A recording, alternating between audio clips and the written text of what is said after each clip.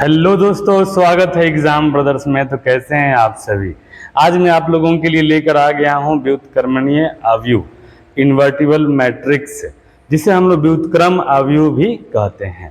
तो आइए शुरू करते हैं बिना किसी देरी के। कॉपी और पेन निकाल लीजिए बाबू, और आज का हेडिंग दे दो आप लोग व्युत्क्रम अवयव। ठीक है। अब देखिए ये होता क्या है बाबू, ये कह रहा है, ये डेफिनेशन के बारे में हम थोड़ा जान लेते हैं।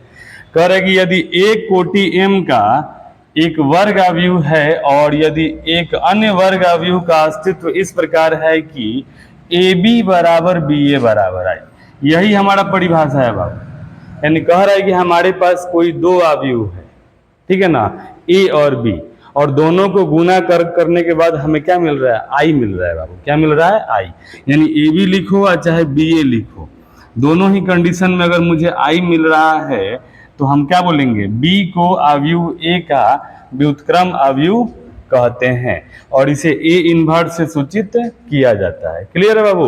यानी कहने का मतलब ये है कि अगर हमारे पास दो अवयव A और B हो और दोनों समान कोटि के अवयव हो, ठीक है, और दोनों को गुना करने के बाद अगर हमें इकाई अवयव मिल जाए तो हम क्या बोलेंगे, हम B को बोलेंगे कि B जो है ना वो आपका A का व्युत्क्रम अवयव है, और व्युत्क्रम अवयव को हम लोग A इन्वर्स से रिप्रेजेंट करते हैं। किससे, A इन्वर्स से।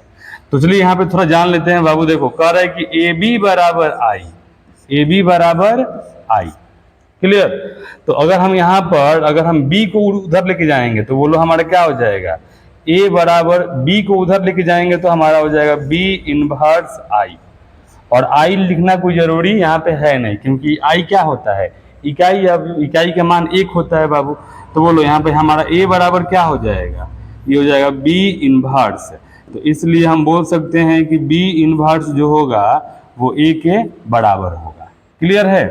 उसी तरह अगर हम AB के जगह अगर BA अगर लिख दिए, क्या लिख दिए, BA बराबर I, तो बोलिए बाबू किसको हम लेके गए थे जी, B को। अब की बार A को उधर लेके जाएंगे तो B बराबर बता दीजिए क्या हो जाएगा, ये हमारा हो जाएगा A इन्वर्स I, और I मतलब इकाई अवयव लिखना जरूरी नहीं है, तो हमारा क्या हो जाएगा, ये हो जाएगा B बराबर A इन्वर्स। तो इसलिए हम बोलेंगे A इन्वर्स बराबर B। क्लियर है। यानी कहने का मतलब ये है, ठीक है ना, कि अगर AB बराबर I हो, ठीक है ना, तो एक अवयव को हम दूसरे तरफ लेके जाएंगे, तो दूसरे तरफ लेके जाएंगे तो क्या हो जाएगा, इन्वर्स हो जाएगा, और उसी को हम बोल देंगे क्या, व्युत्क्रम अवयव। क्या बोल देंगे बाबू, व्युत्क्रम अवयव। तो चलिए मैंने यहाँ पे एक एग्जाम्पल लिया है, एग्जाम्पल लेके मैं आपको समझाने का प्रयास कर रहा हूँ, ठीक है ना। देखिए दोस्तों, यहाँ पर हमारे सामने दो अवयव हैं A और B, और दोनों को गुना करके मुझे देखना है कि I आ रहा है कि नहीं आ रहा है। अगर I आ गया तो समझ लेना कि क्या है, आपका व्युत्क्रम अवयव है बाबू, ठीक है ना।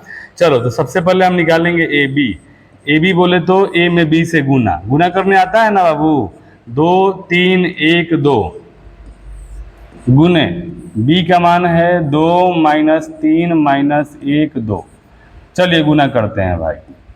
गुना अगर करेंगे तो पंक्ति में स्तंभ से गुना होता है, तो 2 दूनी 4, और ये हमारा हो जाएगा 3 एकम -3, फिर हो जाएगा 2 तिहाई -6, और फिर 3 दूनी +6, फिर हो जाएगा 1 दूनी 2 और 2 एकम -2, फिर हो जाएगा 1 तिहाई -3, 1 तिहाई -3 और +2 दूनी 4।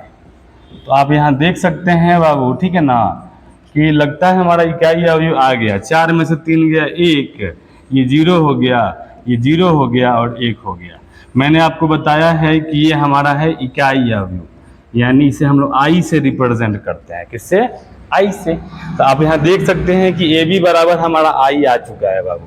तो यानी यहाँ पर AB बराबर जब I आ गया तो हम क्या बोलेंगे, हम बोलेंगे A इन्वर्स बराबर B, A इन्वर्स बराबर B, यानी A इन्वर्स बराबर B का मान बताइए, B का मान हमारा हो जाएगा क्या, 2 -3 -1 2, यानी A इन्वर्स का मान यहाँ से निकल गया बाबू। क्लियर। अगर आप चाहें तो B इन्वर्स का भी मान निकाल सकते हैं। बोलो B इन्वर्स बराबर क्या हो जाएगा, B इन्वर्स बराबर A हो जाएगा। तो बोलो यहाँ से बी इनवर्स हमारा क्या होगा बाबू, बोलिए। बी इनवर्स हमारा हो जाएगा ए, और ए हमारा क्या है 2 3 1 2। क्लियर, ये हमारा बी इनवर्स भी निकल सकता है। क्लियर, यानी इसे हम लोग बोलते हैं व्युत्क्रम अवयव, ठीक है ना। और ये व्युत्क्रम अवयव निकाला जाता है बाबू, ठीक है ना। यहाँ पर हम लोग प्रारंभिक संक्रिया का प्रयोग करके, एलिमेंट्री ऑपरेशन का यूज करके हम लोग ए इनवर्स निकालेंगे, यानी किसी भी वर्ग अवयव का। कब, जब उसका अस्तित्व होगा तब। क्लियर बाबू। तो चलिए यहाँ पर एक बहुत ही इंपॉर्टेंट थ्योरम मैं आपको बताने जा रहा हूं। जैसा कि आप यहां देख सकते हैं, ये थ्योरम क्या कह रहा है। ये थ्योरम कह रहा है ना बाबू कि किसी वर्ग अवयव का व्युत्क्रम अवयव, यानी किसी भी वर्ग अवयव का व्युत्क्रम अवयव अद्वितीय होता है। अद्वितीय मतलब क्या, केवल एक होता है, अनेक नहीं होता है। मान लीजिए अगर आप ए का अगर निकाल रहे हैं व्युत्क्रम अवयव, तो ए का व्युत्क्रम अवयव जो होगा ए इनवर्स, ये बस केवल आपका क्या होता है, अद्वितीय। अद्वितीय के मतलब कोई दूसरा नहीं होगा, बस केवल एक ही होगा, एक, केवल एक और होगा। कब, जब उसका अस्तित्व होगा तब। यानी यहाँ पर अस्तित्व भी चेक करना है बाबू, ठीक है ना, कि अगर अस्तित्व होगा तभी हम ए इनवर्स निकाल पाएंगे, और अगर अस्तित्व नहीं होगा तो ए इनवर्स नहीं निकाल पाएंगे।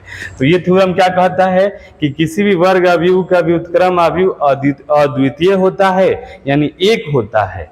और कब होता है बताइए, यदि उसका हम अस्तित्व होगा तब। क्लियर।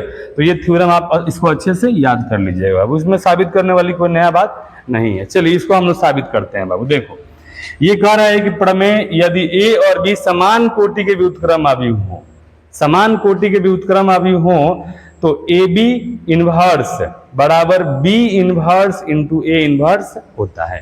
ठीक है, इसे मुझे साबित करके बताना है। तो चलिए इसे हम लोग साबित करते हैं बाबू। सबसे पहले यहां लिखेंगे व्युत्क्रम अवयव की परिभाषा से, व्युत्क्रम अवयव की परिभाषा से बता दीजिए बाबू, व्युत्क्रम अवयव की परिभाषा क्या होता है। व्युत्क्रम अवयव की परिभाषा होता है कि अगर हम किसी अवयव में अगर उसके व्युत्क्रम अवयव से गुना करें तो हमें इकाई अवयव प्राप्त होता है। जैसा कि आप यहाँ देख सकते हैं बाबू, देखो तो आप यहाँ देख सकते हैं, देखिए, यानी किसी अवयव में उसके व्युत्क्रम अवयव से गुना करेंगे तो हमें क्या मिलेगा, इकाई अवयव मिलेगा। तो यहाँ पर डेफिनेशन यही बोल रहा है, क्या बोल रहा है बाबू, कि व्युत्क्रम अवयव की परिभाषा कह रहा है कि यदि किसी अवयव में उसके व्युत्क्रम अवयव से अगर गुना करेंगे तो हमें आई मिलेगा। यानी हम यहाँ लिख सकते हैं, बताइए, ए बी हमारा मान लीजिए कोई अवयव है, और ए बी में इसका व्युत्क्रम अवयव यानी ए बी इनवर्स से अगर हम गुना करेंगे तो हमें क्या मिलेगा, आई मिलेगा। मिलेगा ना बाबू, ये हमारा व्युत्क्रम अवयव का परिभाषा है। ठीक है ना, ध्यान से देखिए कि किसी अवयव में उसके व्युत्क्रम अवयव से गुना करने पर हमें इकाई अवयव प्राप्त होता है। अब कुछ करना नहीं है, दोनों तरफ आप क्या करिए ना, ए इनवर्स से गुना कर दीजिए। यहाँ लिखेंगे दोनों तरफ ए इनवर्स से गुना करने पर, ए इनवर्स से गुना करने पर, आइए करते हैं गुना भाई। चलिए गुना अगर करेंगे दोनों तरफ तो ये हमारा हो जाएगा ए इनवर्स, इसमें का ए निकाल लो बाबू, ठीक है ना, और ये हमारा बी ऐसे ही रहेगा, और ये ए बी इनवर्स बराबर इधर भी ए इनवर्स से गुना होगा तो ये हमारा हो जाएगा A inverse I, A inverse I. Clear है। चलो आप यहाँ देख सकते हैं कि ए इनवर्स में ए से गुना हो रहा है बाबू, तो ए इनवर्स में ए से गुना हो रहा है तो ये हमारा क्या हो जाएगा, ये हमारा आई हो जाएगा, और ये बी, और ये ए बी इनवर्स ज्यों का त्यों रहेगा बाबू। क्लियर। और ये हमारा हो गया ए इनवर्स आई। जैसा कि आप यहाँ देख सकते हैं कि आई से आई हमारा क्या हो गया, कट गया, आई से आई कट गया, तो क्या बच गया बाबू बताइए आप ही लोग।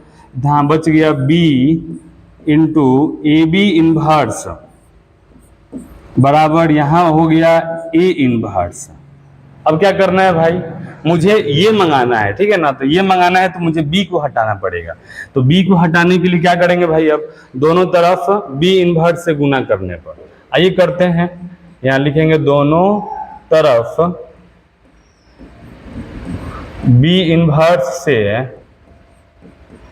गुना करने पर, गुना करने पर, तो करते हैं बी इनवर्स से गुना। चलिए बी इनवर्स से गुना करेंगे तो बोलो बाबू, ये हमारा बी इनवर्स, अब बी पहले से है, और ये हमारा ए बी इनवर्स है, अब बराबर देखिए इधर भी बी इनवर्स से गुना होगा, तो बी इनवर्स से गुना होगा तो बी इनवर्स इंटू क्या हो जाएगा, ए इनवर्स। अब आप मुझे बता दो कि बी इनवर्स में बी से गुना करेंगे तो क्या मिलेगा बाबू, आई मिलेगा, और ये हमारा हो गया क्या, ए बी इनवर्स बराबर B inverse into A inverse. Clear है। और आई मतलब क्या होता है, इकाई अवयव, इसका मान 1 होता है, तो लिखना जरूरी नहीं है, उसको छोड़ दो। तो ये हमारा हो जाएगा बाबू ए बी इनवर्स बराबर B inverse into A inverse. और आप यहाँ देख सकते हैं कि यही मुझे क्या करना था बाबू, यही मुझे साबित करना था, तो मैंने इसको क्या कर दिया, साबित कर दिया। क्लियर है। मुझे उम्मीद है व्युत्क्रमणीय अवयव आपको समझ में आया होगा। थैंक यू, धन्यवाद।